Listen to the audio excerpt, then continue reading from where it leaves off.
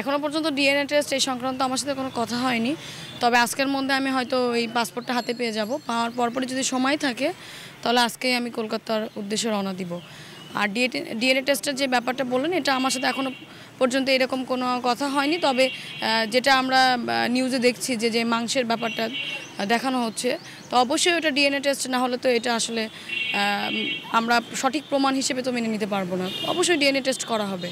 হ্যাঁ, সাথে হচ্ছে আমার আব্বুর ব্যক্তিগত সহকারী রব ভাই, তারও পাসপোর্ট জমা দিয়ে আছে। আমার দিলে দুজনের একসাথে আমাদের এটা আসবে, ওইভাবে কথা বলেছি আমরা। হয়তো আজকের মধ্যে আমাদের পাসপোর্টটা টেক্সট আসবে রিসিভ করার জন্য আর কি। আমার চাচা যাবে, আমার চাচার অলরেডি ভিসা আছে। হ্যাঁ, ওখান থেকে না, মেইল দেয়নি।